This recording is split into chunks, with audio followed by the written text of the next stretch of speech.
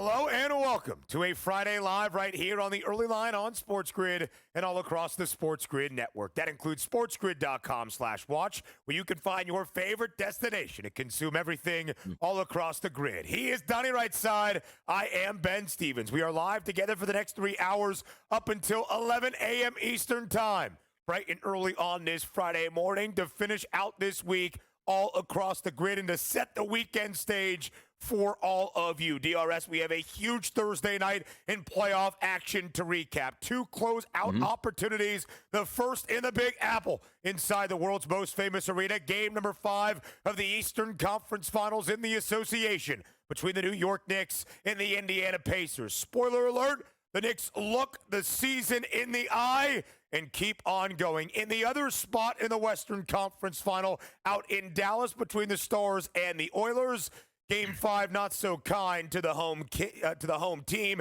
The Edmonton Oilers back in the Stanley Cup Final, forcing a rematch against the reigning Stanley Cup champion Florida Panthers. All of that and plenty more to break down as we look forward to a full Friday around Major League Baseball and plenty of other headlines heading into the weekend. And could this be the weekend that we finally start to see 70s across the board in Major League Baseball? So some of those overs can come in. Had some good team totals yesterday. Your boy told you, over 3.5 runs. Ha! Tampa did way more than that yesterday. Your boy told you about the New York Knicks that we'll get to. We're talking about Jalen Brunson. So many options to get ready. But also, the thing that we love too, Saturday night, what are you doing? It's kind of boring. Not anymore, people. Game number 6 live in Indiana between the Knicks and the Pacers. That's a good start to the weekend and a lot to get to on this show. For the first time, DRS, in about a month and a half, we don't have a playoff game in either of our 2 leagues on this Friday night, but we still have playoff action to look forward to over the weekend, and that will be tomorrow. In Indianapolis, there will be a Game 6. Why? Because the New York Knicks, on the brink of elimination, stave off the end of their season and extend the Eastern Conference Finals with the largest margin of victory that we have seen so far in this set, winning by 17 and cruising to a 111-94 win last night over Indiana. The Knicks cover as a 4.5-point favorite. A total in the low 220s does stay well under. The New York Knicks avoid being eliminated, and they force a Game 6 in the Eastern Conference Finals.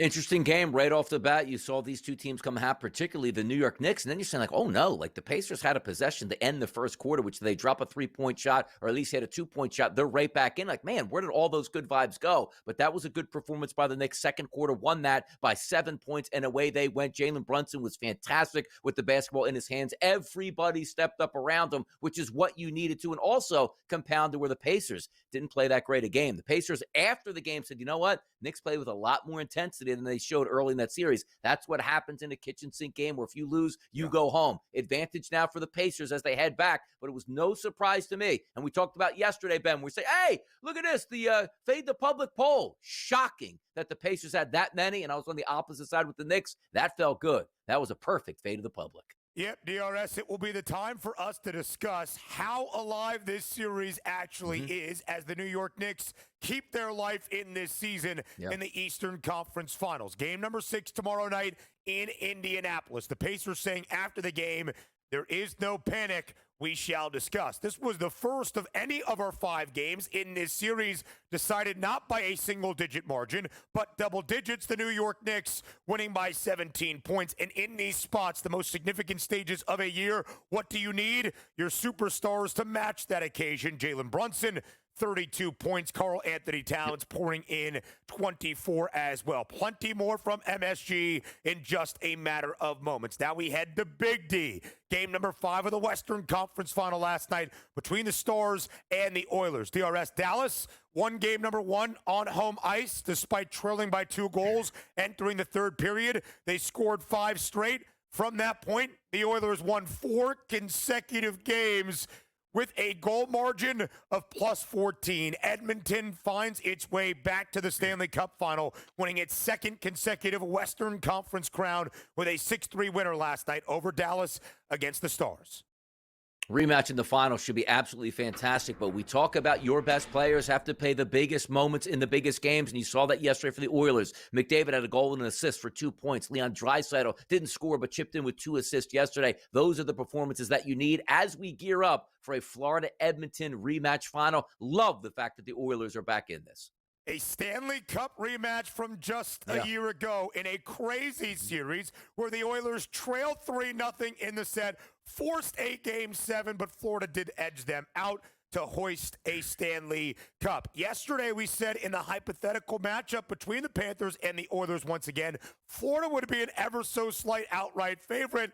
Not so fast. The Oilers, who have home ice advantage, a slight favorite to win a Stanley Cup and return Lord Stanley's Cup to the Great White North for the first time since 1993. A short Thursday slate in MLB that featured a total of 5 games, but only 8 teams in action because of the doubleheader in Philadelphia. The Phils win the opener courtesy of a hit by pitch leading to a run with the bases loaded in the home half of the 8th. The Phillies take game 1 5-4, but the Atlanta Braves respond to avoid the sweep in the final game of the doubleheader, winning 9-3. So they split that doubleheader yesterday, DRS, at the bank. Yeah, I like the Phillies in game number 1, money line. They were a little bit expensive there. They ended up winning that game, but also thought game number 2 would stay under the total. 2 really good pitchers on the mound. The only good pitcher yesterday was actually Chris Sale. Zach Wheeler, who's a machine on the mound, 5 1/3 innings pitched, 6 earned runs in this one. Yeah. That was it. The Phillies won the series, which was key. They're way up on the Braves, but it felt like you could have turned the lights out on the Braves if you would have won that nightcap last night with Wheeler to go up 11.5 games on the season. I don't think the Atlanta would be able to come back. Still don't think they're going to come back, but good for the Phillies to win the series, but at least the Braves got the salvage one in a game where you went up against Zach Wheeler. Worst start of the year for Zach Wheeler. Chris Sale on the other side, 6 innings of shutout work, only allowing 2 base knocks. This is something that Donnie is going to like, but I will not. Speaking yesterday in Orlando at the Big 12 spring meetings, NCAA President Charlie Baker says he sees value in expanding the men's NCAA tournament, and he called it a priority for 2026 and beyond. Boo. I like it. It's more meaningful games that we love that time of year. And if you need to add an extra day and an extra couple games, who's going to say no at that point? Are these teams going to factor in with championships getting let in after the 60 teams? Not necessarily, but we all love the tournament. If you give me a couple more games in this early windows, sign me up. Couple more playing games, some first 4, or call it first 8 matchups. Those games have not been very fun to watch the last few years. Highly lopsided. We don't need more at-large bids for teams that flirt with the bubble from high major conferences. The Pittsburgh Steelers continue to add potential targets for a quarterback, and yet don't really have a QB in place. The Steelers, DRS, in talks with the Miami Dolphins to trade for Jonnu Smith, the Pro Bowl tight end for Miami a season ago. I'm surprised we're not like it, like some of those old Green Bay players are, hey, why don't we get over here and get a wide receiver that Aaron Rodgers. I'm not coming to the Steelers, Ben, unless we get Jermichael Finley or somebody. I mean, stop the madness, man. Enough with the stuff here with the Steelers. Just sign, and then we actually know who's going to be on this team. A couple of games yesterday in the WNBA. The New York Liberty remained perfect. The reigning champs are now 5-0 with a 5-point win over the Golden State Valkyries. The Chicago Sky win number 1 of the year. They beat Dallas at home yesterday. Yeah, great. Fantastic. Well, let me know when Caitlin Clark gets back and the WNBA resumes. How about that? I will certainly do that, DRS. How about this story? The Washington Capitals had an email error yesterday that read like this to season ticket holders. October, the start of Capitals hockey in Alex Ovechkin's final NHL season. The Caps had to release a statement saying Ovechkin's future beyond this year is still undecided. No, it's not. Teams do that on purpose. Hey, look, maybe sales would be a little bit slow. Fire this out as last year. We'll get those tickets in right away. That was done because they understand it's going to be Ovechkin's last year. No doubt. That wasn't an error. That was done on purpose. Of course, he made history this past season. They called it an error. Maybe Donnie is reading between the lines. To Madison Square Garden. Next.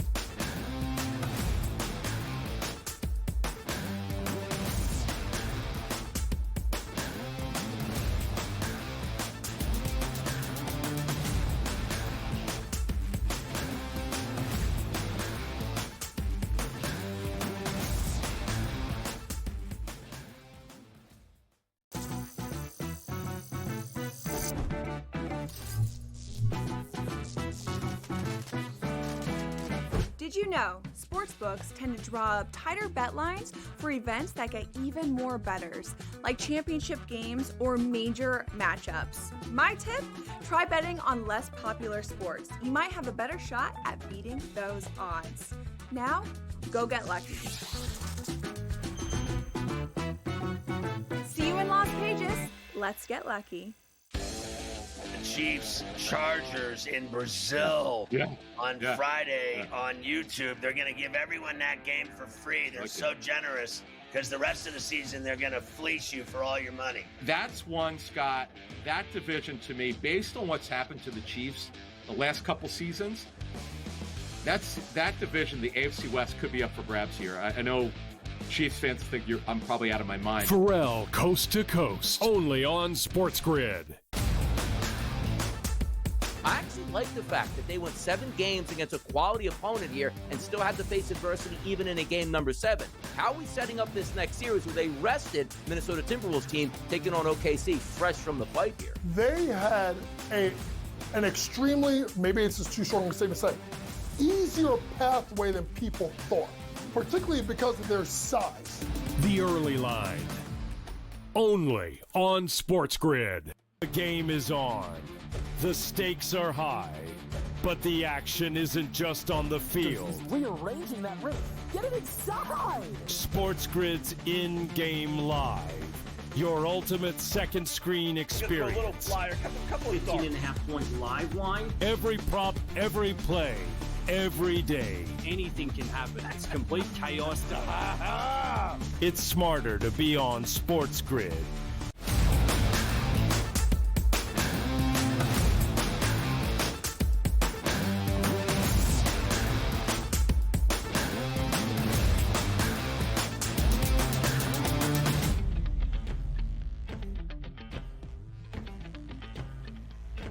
Game number 5 of the Eastern Conference Finals last night inside the world's most famous arena, that is Madison Square Garden. Will the New York Knicks be able to stave off elimination and extend this series and send everybody back to Indianapolis? Or would the Pacers, for a second consecutive night, pull off a gentleman's sweep in NBA playoff action and win a series in a spot in the NBA Finals in only 5 games? DRS, the New York Knicks last night on the brink of elimination still have some life yet with a 17-point win, 111-94 last night inside the Garden. The only game of our 5 in the Eastern Conference Finals decided by double digits. A 17-point win for the Knicks. They cover as a 4.5-point home favorite. A total of 222 stays well under. Indiana only scoring 94 points, of course, for a team known for its offensive pace. It is the first time we have seen a team fail to get to the century mark so far in this series. By a final margin of 17 points, the Knicks stave off elimination and extend this series to a Game 6. And if you heard that loud cheer at the end of the game, it wasn't people cashing in their tickets on the New York Knicks. It wasn't the simple fact that you're saying to yourselves, hey, Knicks fans leaving the arena. Boy, they're really making a ruckus.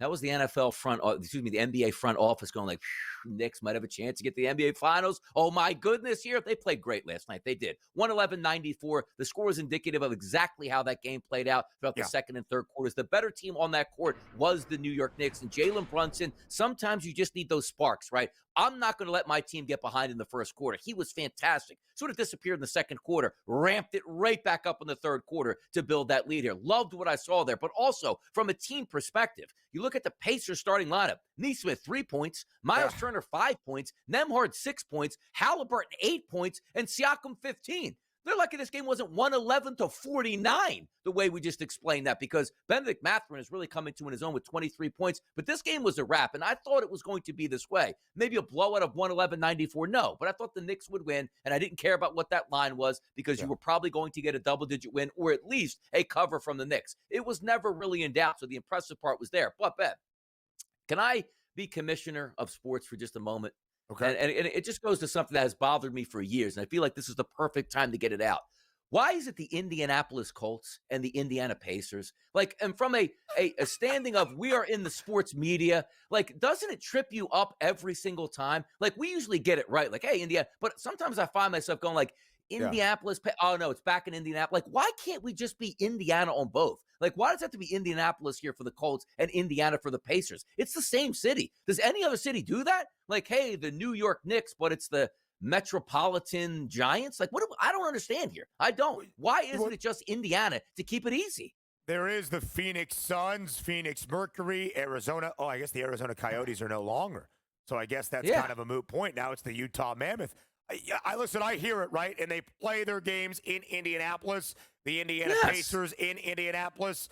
I get it, right? Would you rather it be Indiana for the Colts or Indianapolis for the Pacers?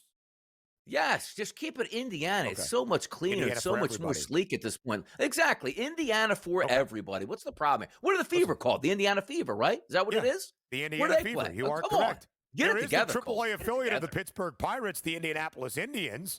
That's a little bit different, and maybe should change their name for a variety of reasons. I'm glad that in a series that now in the Eastern Conference Finals has extended to a 6th game with the Knicks keeping their season alive, that is the discussion we are having here on the early line. Back to Game 5 last night inside MSG. To Donnie's point, Indiana last night struggling to score. Tyrese Halliburton, after a historic performance in game number 4, 32 points, 15 dimes, 12 boards, not committing a single turnover. 8 points last night. Did not turn the basketball over, but only 8 points. The Knicks were incredibly stingy on the defensive side of the floor. By the way, New York's 2 wins so far here in the ECF. Both of those games, games 3 and game 5 last night, staying well under. The Pacers scoring only 100 in game 3, fewer than that last night with 94. And in game 3, DRS, we mentioned how the Pacers only had 4 guys reach double digits, the fewest amount in a single game this postseason for a team known for its balance and depth. Well, last night, only 3 guys in double figures. Only one of the starting 5 in Pascal Siakam, who scored 15. We'll talk about Jalen Brunson and Karl Anthony Towns in just a matter of moments. But, Donnie, when you look at how this game started last night, you have referenced it so many times throughout this postseason. The coach, JY, James Young, who will be with us later on during hour number 2 of this show, talked about the Knicks not starting great in each quarter, not closing quarters all that sensationally as well. And we saw that a little bit at the end of the opening quarter, but the Knicks never trailed last night. New York led from pole to finish, from the very start of the game at the very end, to keep their season alive. On the brink of elimination, that was the best game we have seen the Knicks play so far in the Eastern Conference Finals. And needed it there, because now you sort of get that momentum back in your corner, right? You're reeling when you head back to game number 5. You know the fans. There's 2 options in this game. Knicks run away and the fans have a good time and believe back in that series, which is exactly what you got. Or the Knicks struggle throughout the first half and maybe into the third quarter, and then the crowd starts to turn on you with those expectations. We were supposed to get to the finals. Now we're going to get dropped in 5 games on our home court. We can't have that. So now you put the pressure back on the Pacers to say, you have to win in game number 6, because the optics would be like, well, no, Donnie, the pressure's really on the Knicks. They lose, they go home. No, the Pacers understand you can't have a game number 7. You have to make sure you close it in game number 6, which sometimes leads to a lot of added injuries and a lot of, I shouldn't say injuries here, but a lot of assaults there. Like, yo, we're down in the first quarter at home in game number 6. This is the way it was supposed to be. The Knicks handled that business early, and Brunson, right off the bat, Ben, showed exactly what he was worth by saying, it's not going to be your night tonight, Indiana. I'm going to make sure of that.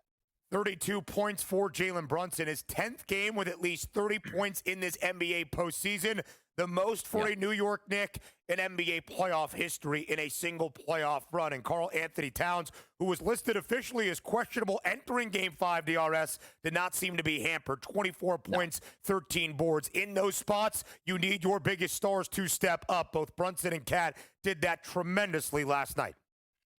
No, they absolutely did, and that's what you need. Lean on your superstars, people. Halliburton, it's your time next at home. You've played extremely well. You didn't play that well last night. Is there a bounce back? I think there is. How about that? We'll hear from Hallie when we start our next segment in just a couple of minutes.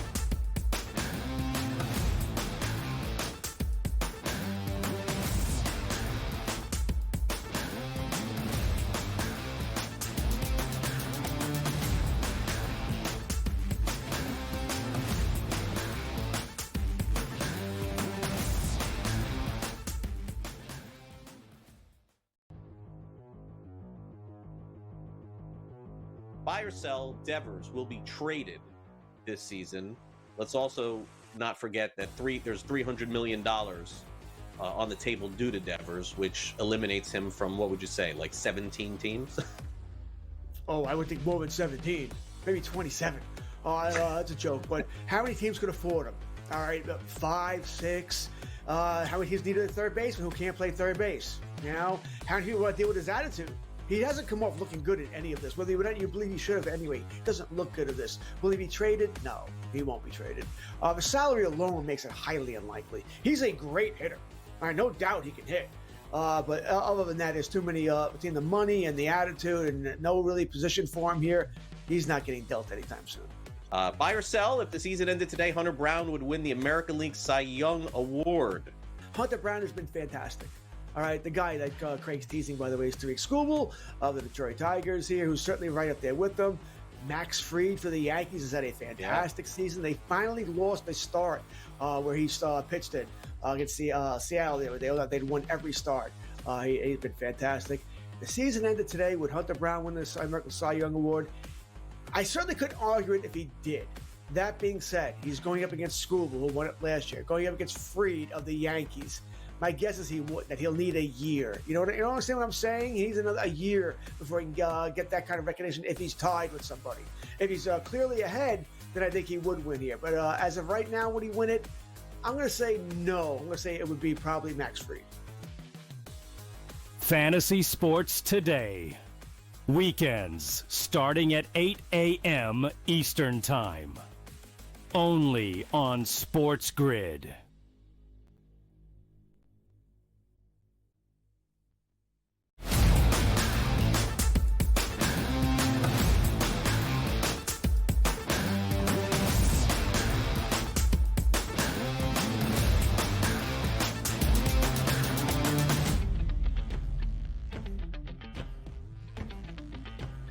The Eastern Conference Finals still has a little bit of life. Game number 6 tomorrow night in Indianapolis. And with the New York Knicks winning by 17 points, our largest margin for a game decided of any of the 5 in the Eastern Conference Finals, is there a panic button for the Pacers to be pressed? Let's hear from Tyrese Halliburton, who struggled last night with only 8 points, about what went wrong in Game 5 and what we can all expect as this series extends to a 6th game back in Indy. No.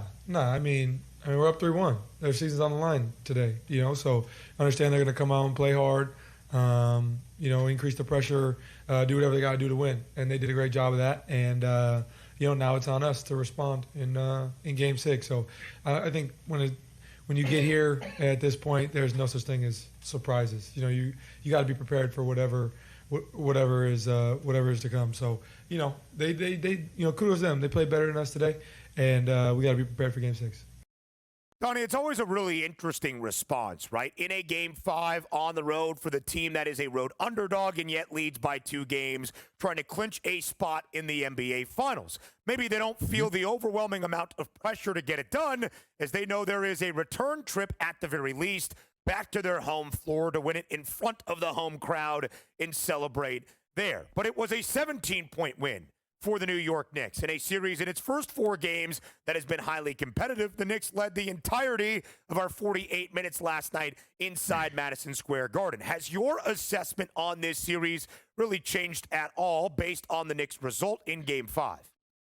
No, because I've always said before Game 1, I think the Pacers are going to win this series. The way it played out, oh, look at that. They can close out in game number 5. You heard me yesterday on the show. There was no doubt in my mind the New York Knicks were going to win that basketball game, and they won it going away. So there's nothing creeping. Oh, you know what? Can the Knicks steal game number 6? Yes, they can. It's not a 15.5-point spread. It's basically 3.5, 4 points, depending on where we're going to be at game time tomorrow night. They can, but it doesn't change my opinion. That game could have been, again, 111-59. I don't care. I'm still taking the Pacers, who I think are going to close them out in 6 games, exactly what I thought the New York Knicks would win that game last night. I would love to be wrong, because that would mean we get a game number 7 and more great content to talk about next week, and that Garden being on fire for a game 7 and an epic comeback from the Knicks. I just don't think it's there. And sometimes you're right, and Halliburton talked about it. Man, they had everything up against it, but they were at home. The same way we talked about the OKC series. Minnesota wasn't at home for game number 5. That's why they got blasted. Like, hey, man, The Avalanche is happening. We're on the road. Like, the home crowd can't even save us. The Knicks were in front of their own crowd with a good basketball team, came out prepared and ready to play, had the energy that Indiana couldn't match, and Halliburton basically understood that. Hey, give them credit. They're a good basketball team. They won on their home court. They couldn't afford to lose, and they didn't. We'll be fine for game number 6. I like the response that we got from Halliburton after a game where he didn't play well, and neither did the Pacers. I completely agree, DRS, right? You want to see how a team responds to it. Ultimately, that deciding factor will be on the hardwood tomorrow night inside Gainbridge Fieldhouse in Indianapolis. What is the actual response? But I thought the assessment post-game from Indiana, Rick Carlisle, head coach, Tyrese Halliburton, their star, even Pascal Siakam, hey, their season was on the brink. Their backs were against the wall. They played better than us tonight. We're not making excuses for it. They were just simply better. But, Donnie, it is really interesting when you see a game in a series that has been so tightly contested, decided by 17 points, what exactly is that mind space going to be for Indiana? Here's what the odds makers are saying for the remainder of this set. The Pacers heading back to Indy tomorrow night, a 3.5-point favorite for game number 6. The Pacers entered yesterday as a minus 650 favorite to win the Eastern Conference outright. Still a hefty favorite, but of course that price has been reduced at minus 370. Indiana to win this series in 6 games, minus 174 there. The updated money line currently on FanDuel for game 6, which is that price, is minus 178. Are those numbers settling in and comfortable to you, DRS? Yeah, put that graphic back up because I want to explain to how this series has also played out in this. You heard me talk about 2 games ago, Ben. What did I like the most about this? I'm just going to take plus money in game number 6 and plus money in game number 7 because I thought the Knicks would always win game number 5. Now you're plus money in those scenarios. You automatically had a winning ticket. But look at that graphic as it posted. The Pacers minus 370 here to win the series. Indiana in game number 6, minus 174. Are you crazy for taking the Pacers at minus 370? Like, hear me out on this. If the Pacers don't win game number 6, can they win 7? Yes, they can. But I don't think they're winning that. So why would you say, oh, I get 2 shots at it at minus 370? You're crazy in that statistic. You should just be taking Indy in 6 at minus 174 at that point right now. No way, shape, or form. So you'd be like, oh, I got 2 games to get it. You do, but really do you? You will think game number 7, which the Knicks will be favored by 5+ points in that game? Stop it. If you're only betting Indiana, you're going to bet them in the next game. We'll continue talking about the Eastern Conference Finals next.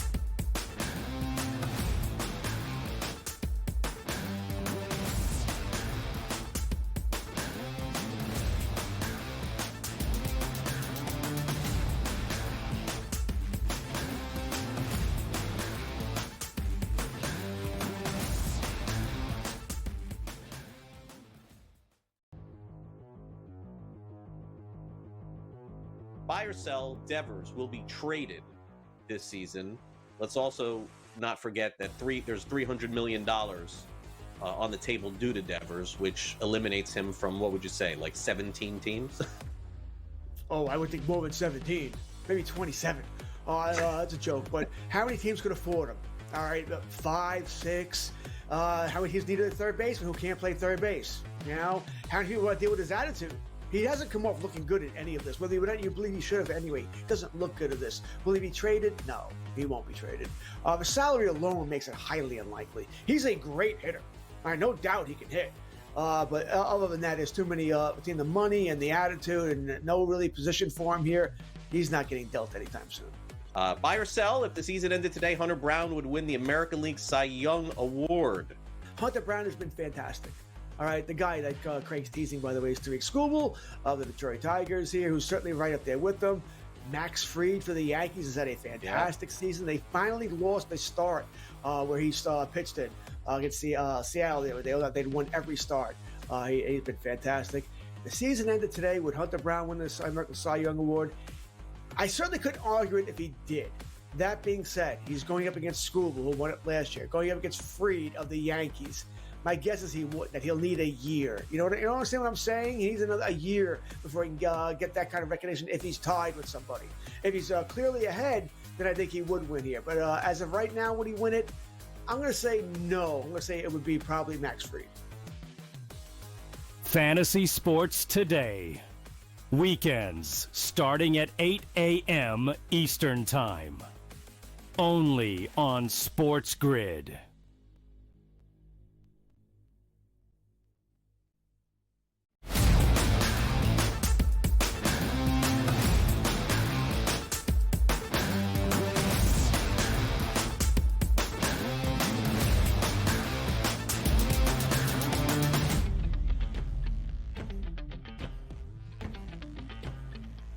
There will be at least a sixth game in the Eastern Conference Finals tomorrow night back in Indianapolis between the Pacers and the Knicks. New York wins by 17 with its season on the brink in game number 5. Has it changed our outlook? Has it changed the assessment of who wins the Eastern Conference crown to match up against the Oklahoma City Thunder in the NBA Finals? Again, Indiana, a minus 370 favorite, still outright to win the set, as Donnie told you.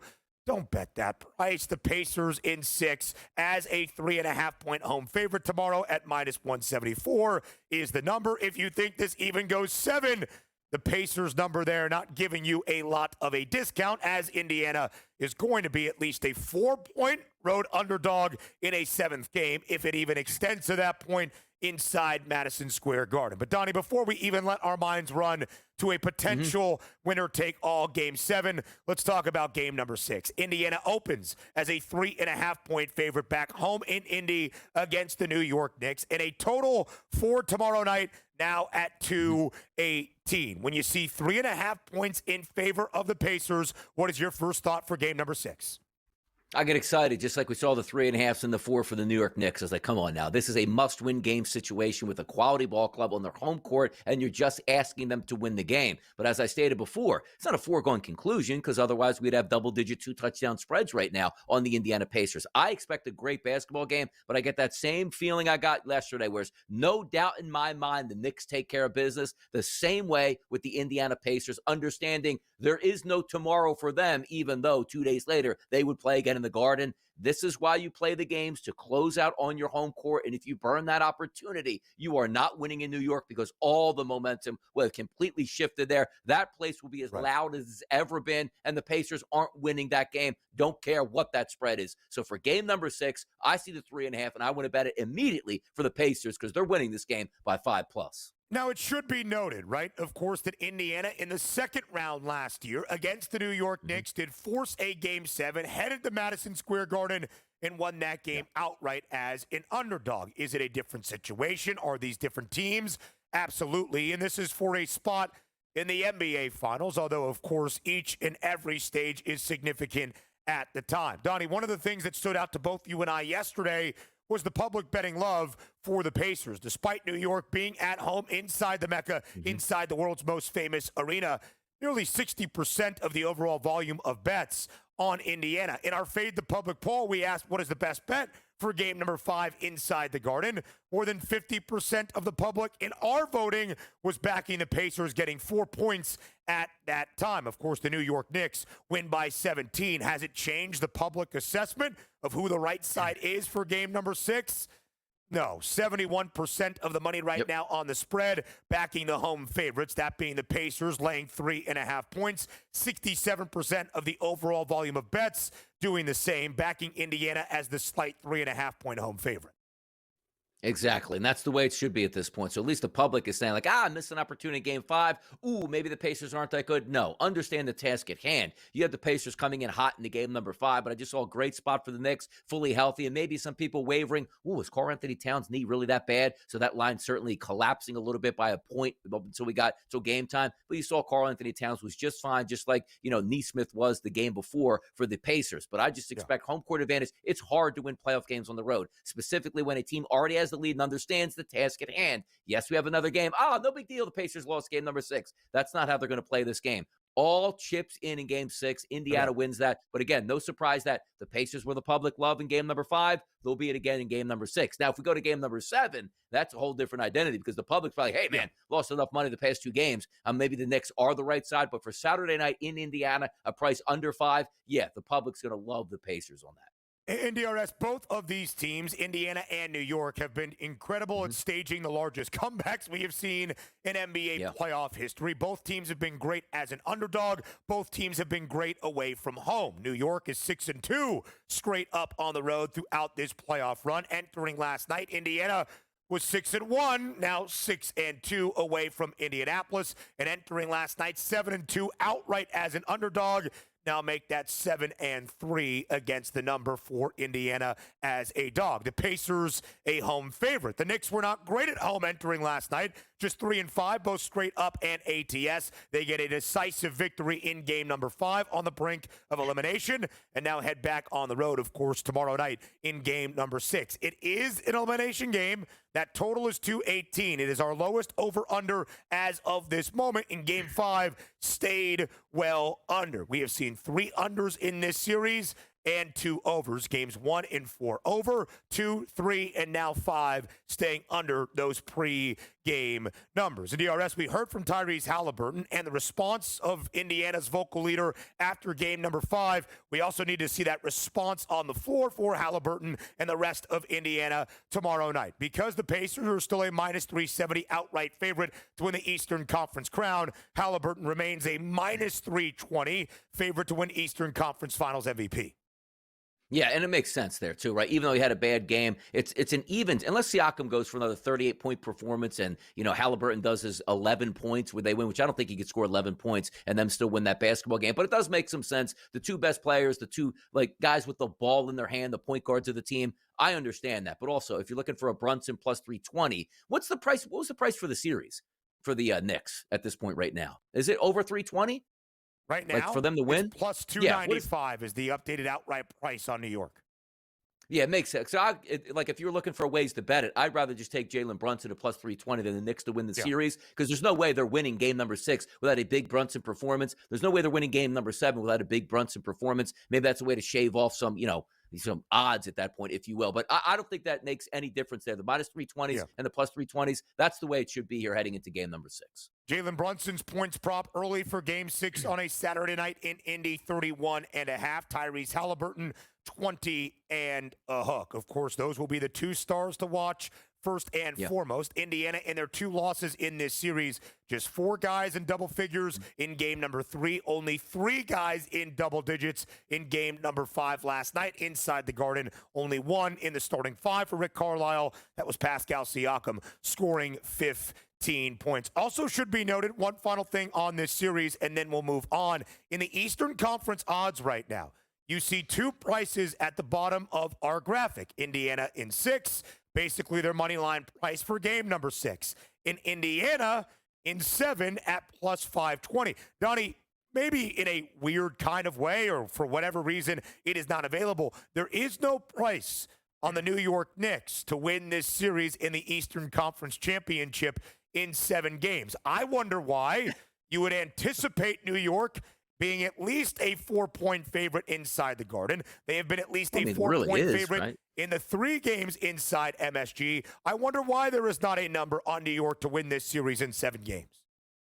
Because the only way they can win is in 7, so plus 295, right? As the graphic posted up, that's the price for them to win it in 7 games, theoretically, right? Then so it does sort of correlate at that response at this year, but it is a monster number for Indiana. There's hey, you know what? I think the Pacers win and they do it in game number 7 and break the hearts of every Knicks fan out there. That's a crazy price at plus 520 there, because you see the Pacers to win the series is minus 370. It's almost hard to wrap around your mind. Wait a second, the Pacers are almost a surefire lock to win this series, but if they don't win game number 6, they're the biggest underdog in the world in game number 7. Give it to me. It's almost like that's the way you should be betting it. Hey, I'll just take the Pacers, to win on the spread in game number 6. But if they don't, I'll just have a backup plan, which I think they can win in game number 7 at that massive price. So it's a couple wildly priced scenarios here, but I don't think we need those scenarios, because game number 6, hammer time for the Pacers. It is interesting, though, DRS, because Indiana, if you were to take them to lose this series, it would be the Knicks right now at plus 150, and then the Knicks being at least probably a 4-point favorite. That money line price approaching minus 200. That doesn't really equal plus 520, nor does that equal the plus 295 for the Knicks to win this series outright. Some of that is a little bit skewed when you think of it as a 2-leg money line parlay, but really it's a focus on game 6. We'll continue to break down the Eastern Conference Finals a little bit later on. More on TEL comes your way next.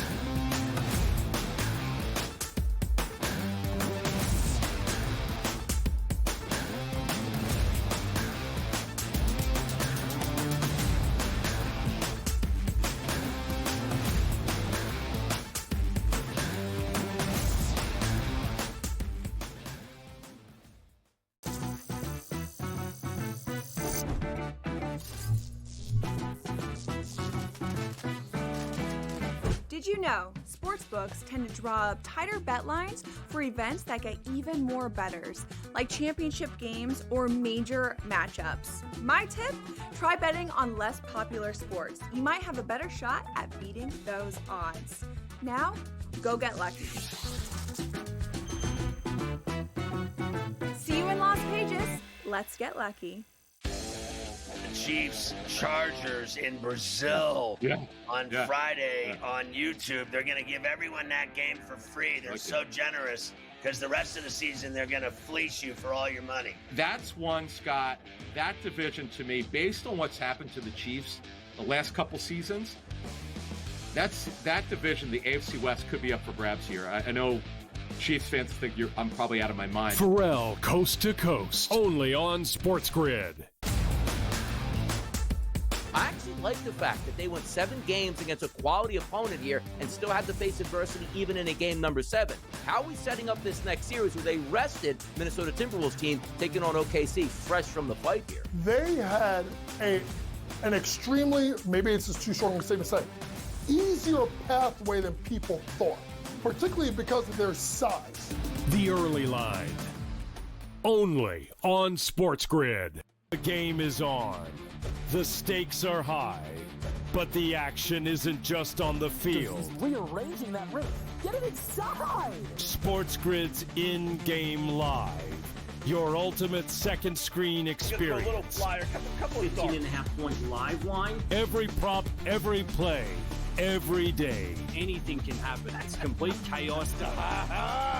It's smarter to be on SportsGrid.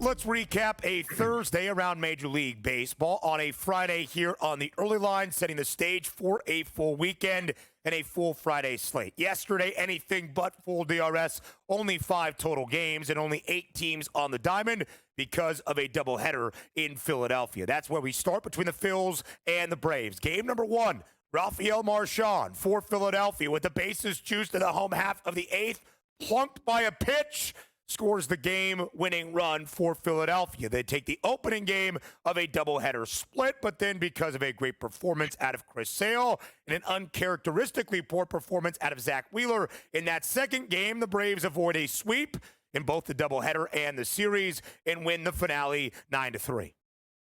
Yeah, the backup catcher, Rafael Marchand, also had that 2-run home run early in the game, so 3 RBI, included the winning RBI in that game, in a game that saw the Phillies up 2-0, 4-2, and eventually tied at 4-4. Oh, no, there's that bullpen, and it was real shaky into the 9th inning, but they picked up that victory. And again, the shocking thing was that game being a win by the Phillies, not the second game there with Zach Wheeler. You go up against Chris Sale, you think it's probably going to be lower scoring and still give the advantage to the Philadelphia Phillies. He got cracked right off the bat there yesterday, so a big win for the Atlanta Braves as they return home. The Phillies, I believe, play the Milwaukee Brewers at home today, but a split in that game yesterday for the doubleheader of those 2 games. But the Phillies won the series here, pushing the Braves a little bit farther down that ladder. And a pretty good outing, of course, in that second game for Chris Sale. And when I say pretty good, I mean really good. 6 innings of shutout baseball, only allowing 2 base knocks, and struck out 8. Chris Sale, DRS, now the fastest pitcher in MLB history by innings to record 2,500 career strikeouts. So the Braves get a much-needed win. So let's quickly look at the updated NL East standings and the updated NL East odds. The Philadelphia Phillies in that top spot, not just the best record in the division, but the best record overall at 36-20 in the NL. And now, after winning this midweek set against Atlanta, a stronger favorite to win the divisional crown at -140. They're 9.5 games up over the Braves, DRS, but probably more importantly, closest competition, the New York Mets, 34-22. The Amazons, like many teams, off on a Thursday around MLB. A 2-game difference there between the Phillies in the top spot and the Mets trailing behind. Yeah, and also you're taking a look at, the rest of the season, how it goes. The Phillies by far have the better pitching staff than all of those teams, including the New York Mets and the Atlanta Braves. The one interesting part yesterday that we sort of glossed over, game number 1, A.J. Smith-Shawver was on the mound. He gets hit by a comeback liner off of his calf, but that wasn't the issue. He left the game because he said he heard a pop in his forearm and or elbow, which is never a good sign. Immediately placed on the IL. And that's one of those good young pitchers that can groove it up there, 98, 99 miles an hour to go along with Schwellenbach and also obviously Spencer Strider. You can't afford to lose good pitchers throughout the summer months here. And if that's something of an extended absence, that's going to hurt the Atlanta Braves here. So we'll see if we get some information back on him sooner than later. But that's never a good sign where a pitcher has to leave the game early. Atlanta still remains sub 500, 26 and 29, 3 games below 500, plus 750. You see the number there to win the NL East. Donnie, the story for Atlanta is probably not a divisional crown, but just making the expanded NL postseason. Entering this series against Philadelphia, the price on Atlanta to still make the playoffs, being below 500 after the 0-7 start and what that means in the history of qualifying for the postseason in Major League Baseball. It was minus 118 for the Braves. More favored to make the playoffs than miss. Now it's been flipped. To make the postseason is minus 104. To miss out on the playoffs for the Braves, minus 118. A little bit more juice for Atlanta to not be a playoff team here in 2025. Donnie, if I asked you right here, right now, at the end of May, with the Braves firmly on fork watch, does Atlanta make it to the NL postseason? What's your answer? I think there's a chance they can do that. Fork watch in the NL East, yeah, it's probably going to be the Phillies and or the Mets here because they have to have a massive comeback and crazy things would have to happen. But when you're talking about them jumping teams, all right, the Diamondbacks, the Reds, the Brewers, the Giants, the Cardinals, you know where I'm going with that? It's like, all right, they're not great teams, and they're not 9.5 games back to make the wild card at this point. They're too good an organization, have too much talent just to say, well, we're going to play under 500 baseball from June 1st all the way through the end of September. I don't think that's going to happen. They're going to be above 500, which will put them in the mix. I'm not shutting the door on the playoffs, but I am essentially shutting the door on them with a chance to win the division. Fork watch remains a thing for the Atlanta Braves the remainder of this MLB season, but oftentimes, at least in the history of being placed on fork watch on the early line, it has led to dramatic turnarounds. Look at the Houston Astros in 2024. DRS, 3 other games yesterday in the bigs, and a ton of overs everywhere. Both games in Philadelphia, by the way, in the doubleheader, despite Wheeler and Sale with a total of 7.5 in that second game.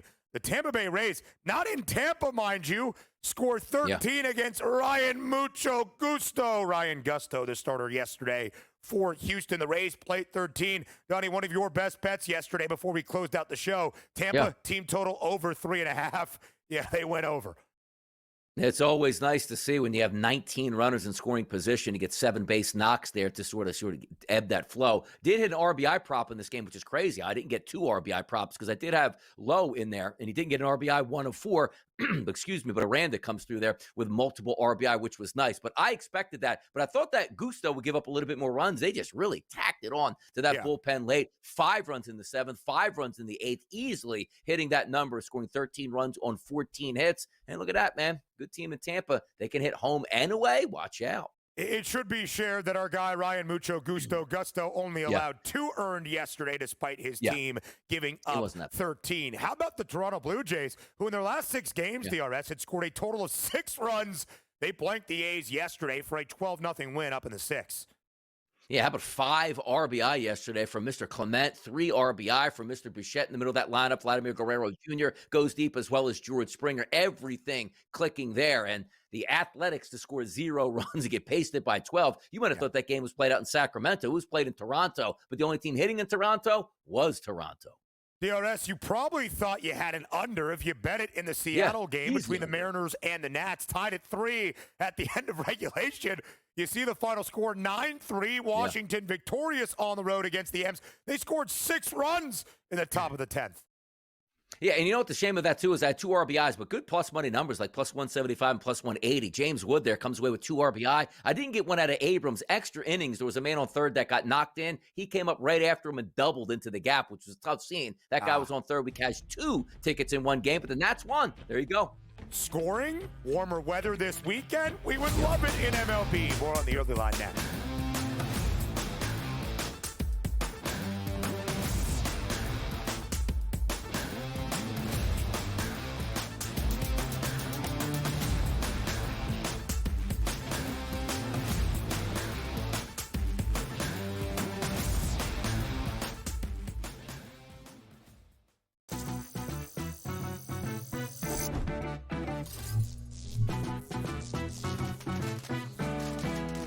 Did you know sportsbooks tend to draw up tighter bet lines for events that get even more bettors, like championship games or major matchups? My tip, try betting on less popular sports. You might have a better shot at beating those odds. Now, go get lucky. See you in Las Vegas. Let's get lucky. And if you go through CAT, that means CAT at 11-1 could be Eastern Conference Finals MVP. The worst team in the WNBA is the Chicago Sky. They have no perimeter play. They're playing Sloot too many minutes. And Angel Reese doesn't have the help she needs. Betting above the rim. Only on SportsGrid. I actually like the fact that they went 7 games against a quality opponent here and still had to face adversity even in a game number 7. How are we setting up this next series where they rested Minnesota Timberwolves team taking on OKC fresh from the fight here? They had an extremely, maybe it's just too strong of a statement to say, easier pathway than people thought, particularly because of their size. The early line. Only on SportsGrid. The game is on. The stakes are high, but the action isn't just on the field. He's rearranging that ring. Get it inside! SportsGrid's in-game live.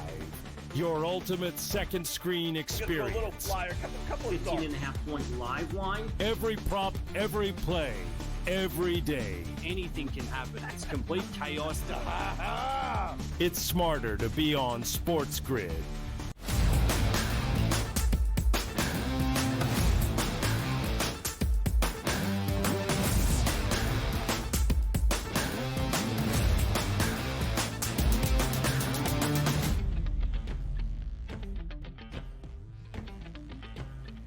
Rounding out our opening hour live right here on this Friday on the early line on SportsGrid. He is Donnie, I am Ben, and our Stanley Cup final is now completely set here in 2025, and it looks very similar, in fact, the exact same to how it looked in 2024 in that Cup final, as we will now have a rematch between the Florida Panthers, our reigning champs, and the champs once again in the Western Conference, Connor McDavid, Leon Draisaitl, Stuart Skinner even, and the Edmonton Oilers. Game number 5 last night, DRS, in Big D against the Dallas Stars. And Dallas was a slight home ice favorite to keep their season afloat and extend this series to a 6th game to send it back north of the border.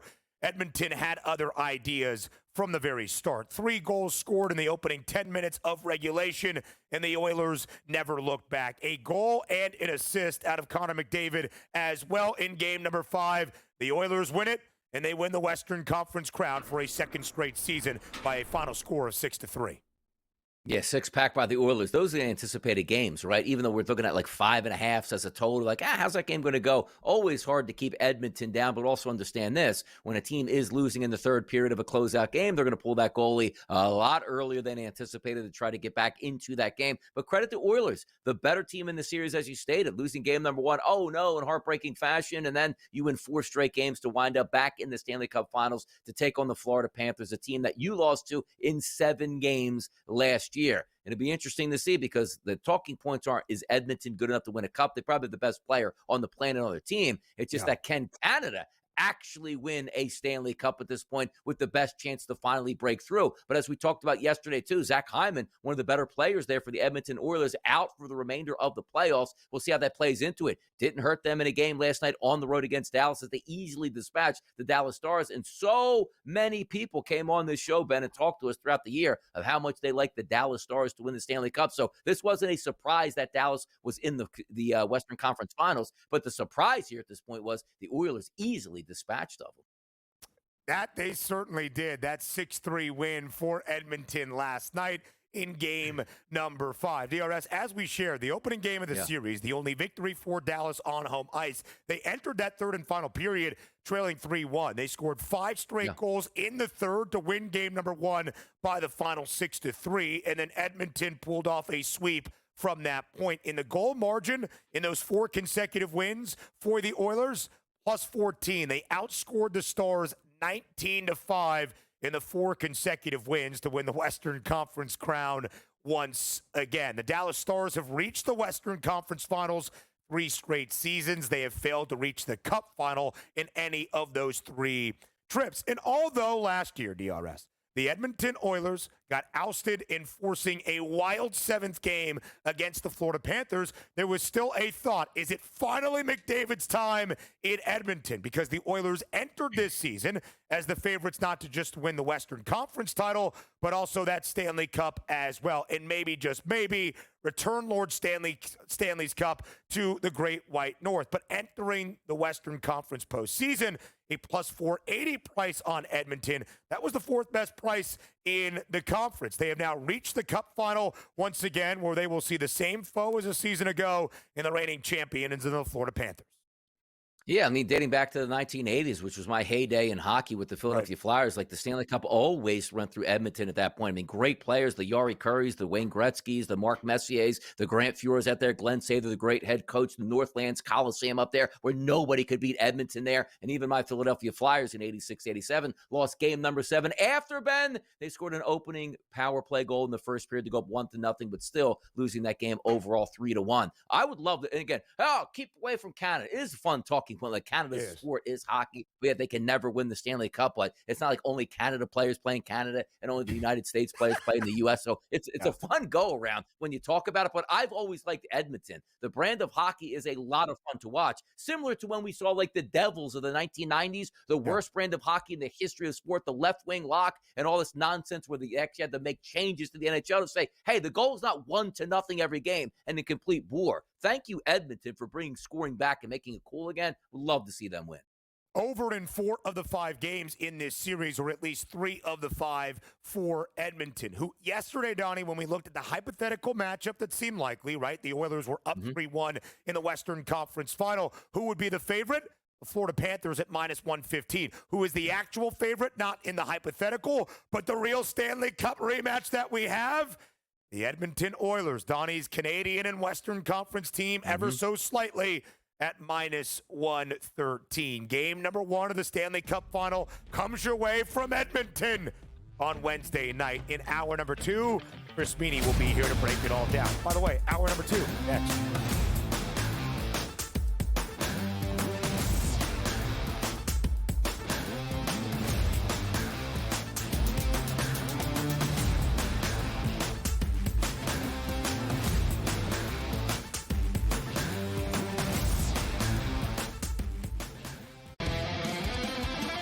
Face. It's the new face. New face of what? The hell are you talking about? Like seriously. Oh, the new face of the NBA, Anthony. Yeah, okay. You know what I mean? Like, really? Guy's got 2 shots. You're the face of the NBA. Slow down. He's a good player. I've always thought the whole face of the NBA thing was comical. You want him to be the face of the NBA because you don't like it that all the other faces of the NBA aren't American. Sports Rage tonight. Only on SportsGrid. And if you go through CAT, that means CAT at 11-1 could be Eastern Conference Finals MVP. The worst team in the WNBA is the Chicago Sky. They have no perimeter play. They're playing Sloot too many minutes. And Angel Reese doesn't have the help she needs. Betting above the rim. Only on SportsGrid. I already heard yesterday that he's got no shot to win the Cy Young because it's going to Skubal again. Skubal's winning the Cy Young. No shot for free. They're both terrific. They both have incredible numbers and credentials and stats and strikeouts and ERA and everything. Like every single category. Fried is right there with him. Pharrell, coast to coast, only on SportsGrid. We're going to go through every single thing, and I've got a great team behind me that's going to help me get the job done. I want this to be the place that people come to. There is going to be an energy to game time decisions that you will feel night in and night out. We are going to hit every single one of those markets that you need to know about. We will have everything at our disposal, and we will use that to our advantage. There is not going to be a better place, I promise you, than Game Time Decisions. I'm Kevin Walsh. Tune in to Game Time Decisions weekdays on SportsGrid.